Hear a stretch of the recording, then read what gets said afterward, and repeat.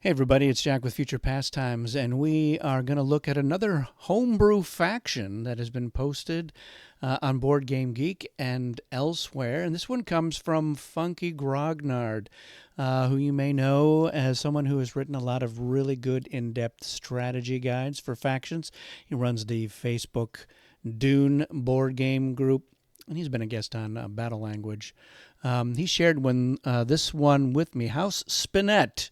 But right before he published it, and I just basically suggested some language, but the idea is basically all him.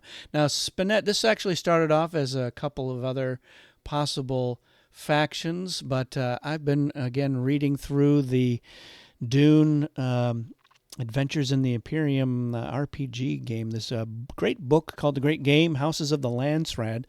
And it gives you a lot of really good, interesting details on many of the houses in order to play this game. And this book is, sanctioned by the Herbert estate. So we've seen a couple of other factions, a couple from Gary that I've done. The videos are here on the channel. But let's take a look at how Spinette, what it does, and what I think of it. So they are going to start with all of their forces in reserve. So they have no on-planet presence, 10 spice. So when you're thinking about how does this equate to the other factions, you keep in mind that, Atreides and Harkonnen, they start with 10 forces on the board, 10 spice.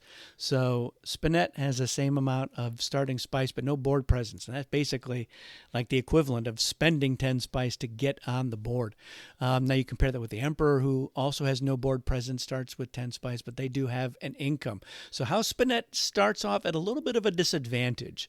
Now they have a separate cache of 8 Spinette phase cards, which we'll take a look at here. And they're going to be bringing those into the game later on, as we'll see. Free revival of only 1 force. Again, it seems like it's pretty weak, but those phase cards are going to make a big difference here.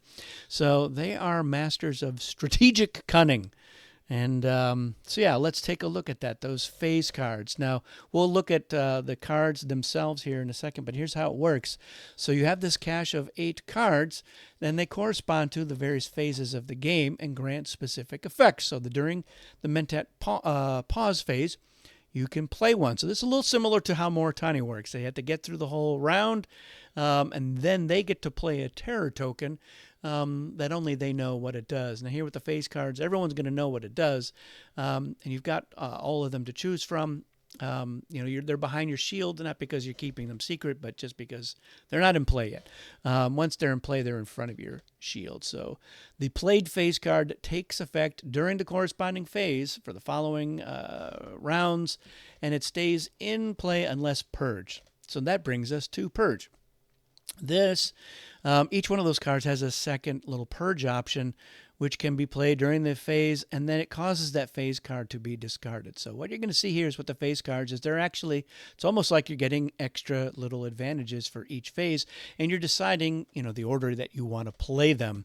But at some point you can get a bigger effect using the purge thing, but then you're going to lose that phase card for the rest of the game. Now their advanced advantage is called plunder. So during the Mentat pause phase, instead of playing a phase card, they can instead discard one, and it's removed from the game, and receive 2 spice from every faction. So they're stealing this spice, and any faction that is unable to pay the full amount, the difference is received from the spice bank. So Spinette's going to get their money one way or the other. Now, the alliance ability is when you play one of your phase cards, your ally may receive the same benefit. So I think it says when you play it, I wonder if that means that it only happens when it's played, or if when they're getting that advantage, you're getting. We'll get FunkyGrognard to clarify that one.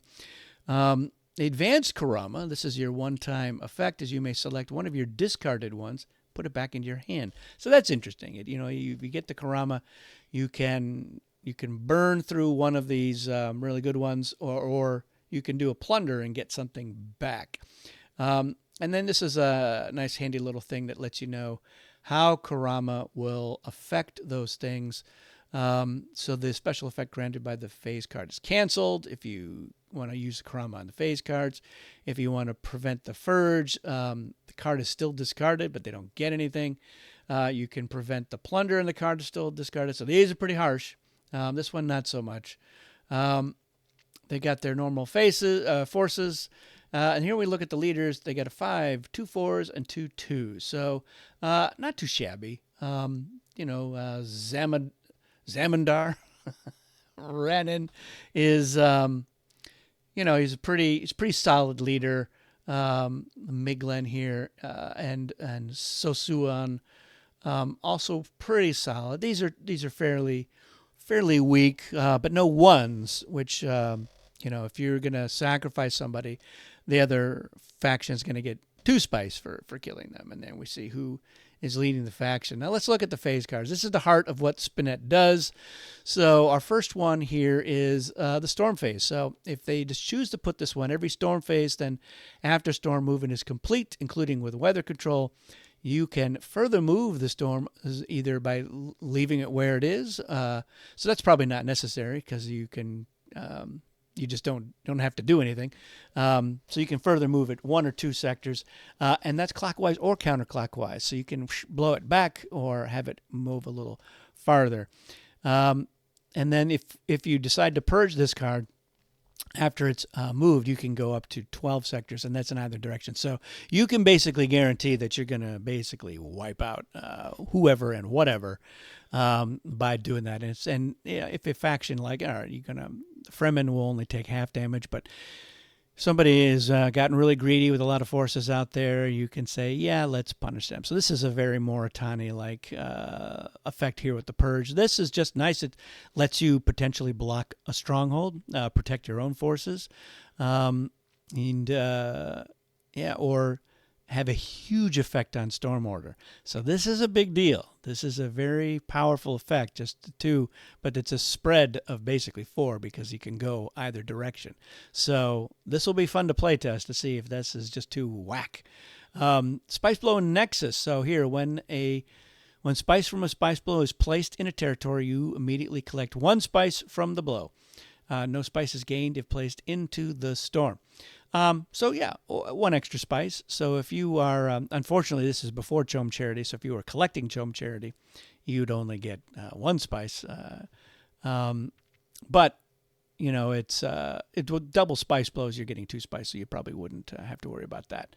But that's nice. If you purge this card, if a nexus occurs at any time during the phase, you may force an alliance between yourself and another faction, terminating any previous alliance. So that's a big deal too. And that's what I like about these. The purge effects are big, but then that card goes away.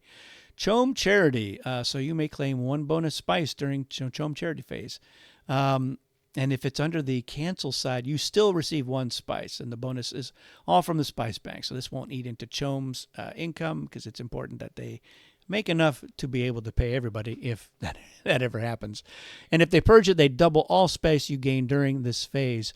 And so what's nice about this is if you are using homeworlds, if you're at low threshold, you're getting 1 extra Chome. And here you would get 2 extra Chome if you were at low. So this is a nice one.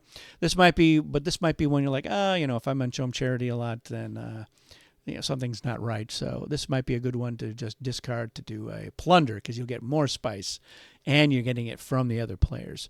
But again, it's an interesting effect, especially like it's say Chome is in the game. And at some point, they're going to double Chome Charity.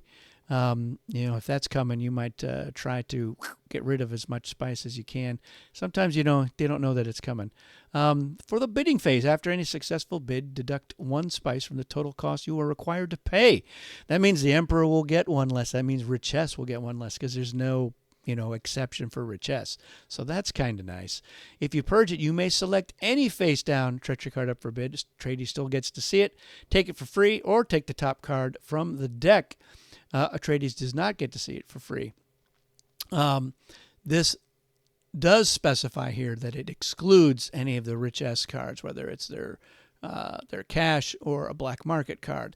Now, what's not clear to me here is if you do take the top card of the deck, it doesn't I mean, my guess is it doesn't affect how many cards are up for bid. It's still going to be the same number. So this could potentially gives you another card out of the deck. So that's interesting, and that's what I assume that does here. So we have revival, free revival increased by 1. So they start off with just only the 1. Here's a nice way to kind of, all right, you're basically doubling it, but you're getting it up to a more respectable level. And if you purge it, you can receive a 5 bonus forces or any 1 leader for free. And this is before anyone else revives. So it lets you maybe get somebody before the Tleilaxu. We're going to ninja you and make a goal out of your 5 strength leader. So this is a pretty good one. It's nice to know, like, if you have a bad round, you know that, all right, well, at the end of the round, I'm going to put this one into play so that I can get something out of it. Shipping and movement. When you ship forces, you may bring 1 additional force for free. So that's a nice little bonus there. It's like a little smuggler action. And for purge it, you may make either an additional shipment or an additional movement. And that's a big deal. Everyone is like, oh, Harj, we know, what are you going to do about that? An extra shipment, too, gives you real flexibility. And it's, storm and occupancy as well. Battle. Regardless of the position of the storm, you are considered the aggressor in the event of a tie. This is overridden by any other effect that changes who wins, such as Juice of Sappho. So this is, again, it's a minor. It's a nice thing for purge. Like all battles this turn, your forces do not require spice to count at their full strength, or your leaders cannot turn traitor, but they may still be revealed as a face dancer. So that's, again, for all battles this round. That is a nice thing. Here I would maybe specify, are you having to choose these, or is this an and? This doesn't happen and your leaders cannot turn traitor. This is a very powerful one to have at your disposal. So I wouldn't expect anyone to discard the battle one. Harvest and collection phase. So spice collection. When harvesting a spice bill, your collection rate per force is increased by 1. So that means if you control Eric in your Carthag, you're getting 4 spice per force, or you're getting the 3 spice that you would get for that.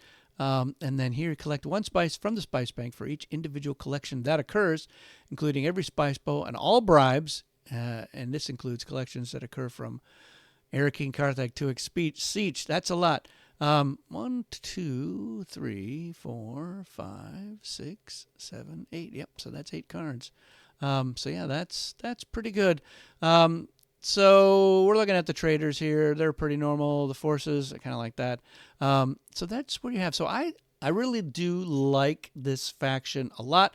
I think a couple of things. I know that Chris has already made some corrections to some things here. He may end up making a few more after seeing this video. So yeah, because that's, you think I've phrased this perfectly, and I've seen this before, and now talking about it in the video, I'm noticing more things. But yeah, I would love to see this in action. So I think that what we might do is we might do an invitational game. We'll record it and we might even do it live. We'll bring in House Spinette, and we'll bring in the other 2 factions that we've reviewed, Mickerel and I always want to say Lindisfarne, but that's an island in England. Linderin, something like that. Anyway, I did a video on it. I'm actually flipping through the book, so I will be able to tell you exactly the name of that faction here presently. But yeah, I like that idea, Linderin. I'm throwing maybe all of these factions into a game and seeing how they play. It's really through the play testing that you're like, yeah, this needs to be adjusted a little bit here, a little bit more. Spinette might need to start with some more spice. Who knows? Some of these phase cards, they're like, this is pretty good.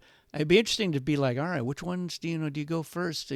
Maybe you can elicit some spice bribes here by putting the storm one out. I mean, this is a nice little income, so this might be one you put out early.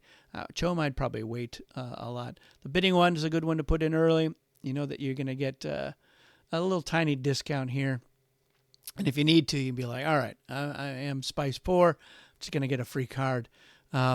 hate to lose that card, but again, if you get a Karama, you can get it back. Although, why did you even use it? If that case, this is one that I would maybe put in early. This one as well. Again, you're getting a nice little extra force on there.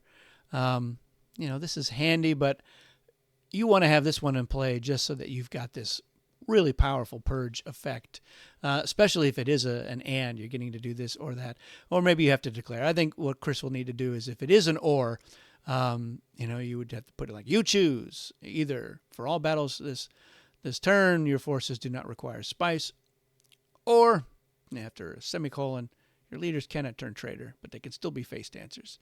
That's an interesting one. This one's also pretty good. And the purge effect is also quite powerful. So let me know which is your favorite phase card. Which ones would you put out in the first at the end of the first 3 rounds of the game? And overall, what do you think? I mean, I think the plunder is pretty good. It's nice. It's like everything is about these phase cards. So you're like losing one here or losing one there to get something out of it, but you're getting something out of it. So I would probably be more inclined to purge them than to plunder. But again, the nice thing about the plunder is you're taking a couple of spice from everybody. And this is at the Mentat pause. You might be triggering everyone to get Chome, but if Chome's in the game, that might be a great tactic. Like, I'm just going to stick it to Chome and make them figure that out. If you're deciding, who's doing what first, Chome using their inflation token, Spinette using their plunder effect, Tlilaxu getting a face dancer, it's all done in storm order. So, are you doing this? Yes, no, okay, moving on. So like I said, let me know your thoughts on there. I think it's a pretty good faction. I'm going to see it in action to see if anything needs to be adjusted. I like that it all really fits on one side. This is just, some nice clarifications for you. Plus, you've got the leaders, although maybe this is not even on the same faction sheet. It's hard to tell. It's hard to tell if that's one. It seems like, I don't know. There you go. That's it for this one, everyone. Thanks for watching. We'll see you again soon.